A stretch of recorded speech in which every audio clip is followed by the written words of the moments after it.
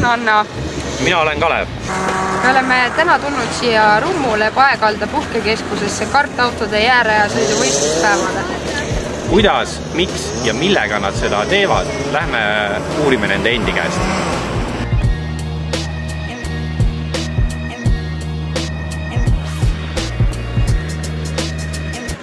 Räägi natukene, miks peaks talvel karti sõitma?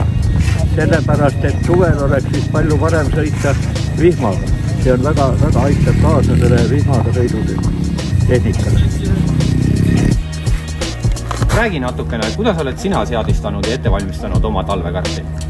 Esmalt võetasin endale naeltepid, siis tegin ringi roolisüsteemi nii eest kui ka tagant kitsaks ja sama joone peale ja siis õhuvõtusüsteemi, et karbuss ei läheks lund täis ega jääks.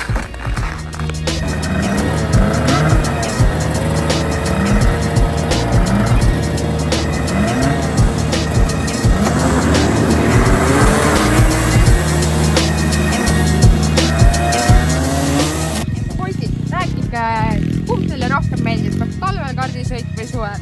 No suvel on sporditegeline ja talvel lihtsalt Nii, aga räägi Rainis, miks täna oled siin ja seda kõike kaasa tegemas? Puhtalt sellepärast, et nautida seda enneolemat talve jälle, saada seda adrenaliinilaksu, mis siit raja pealt kätte saab. Ja seltskond on muidugi üliäge ja kõik see kokku tuleb kõik täna. Mõnus võistluspäev jälle.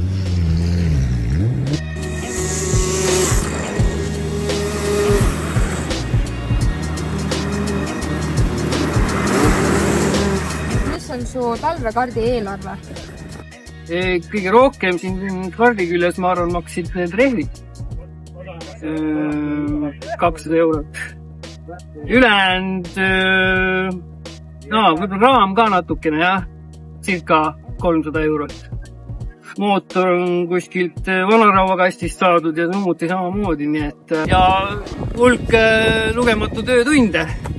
Et kokku võib-olla 600-700 eurot pluss siis töötunnid. No nii, tüdrukud, kas kardispordiga peaksid tegelema ainult poisid või võivad ka tüdrukud sõita?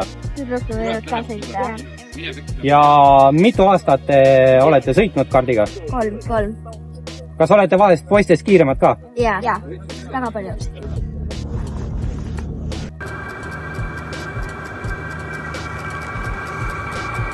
Kas talve ja suve võistluste jaoks peavad alati olema eraldi kardid? Ei pea. Minul on ainukene, millega saan hakkama.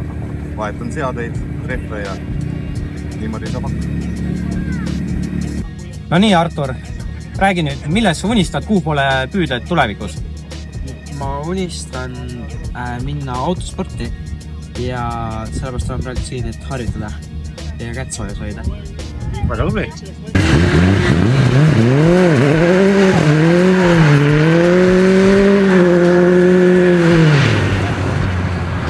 Mis sa ütleksid noorele kardihuvilisele, kes unistab vormelist? Järjepidevust. Joidakalt järjepidevalt trenni, suvel, talvel, kogu aeg. Viite alla.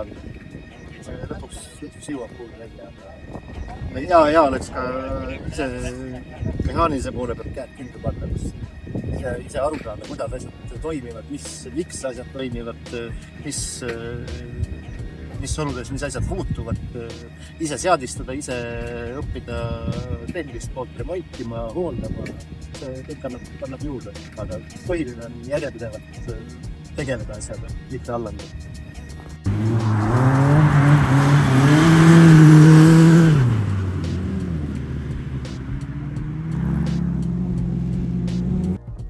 No nii, mida arvab korraldaja nii sõitjatest, nende tasemetest ja kuhu me oleme edasi jõudnud? Iga etapiga on tase aina paremaks läinud, mida rohkem me etappe teeme, seda rohkem kõik õpivad, kõigil läheb sõidujoon ja kõik paremaks, tehnika läheb paremaks, kõik läheb paremaks. Praegu ainult paremuse poole. Aga muidugi, mis probleeme tekitab, on sõitjate puudus. Sõitjad jääb iga korraga aina vähemaks ja eriti just väikseid lapsi, et väikest noort kasvu ei tule peale. et ootame kõiki sõitma kindlasti. Täna on olnud üliäge päev. Ma olen sinuga nõus, Anna, ja hea vaataja, kes sa seda videot vaatad. Ära pane ainult likes, subscribe ja share, vaid tule ja tee seda kaasa.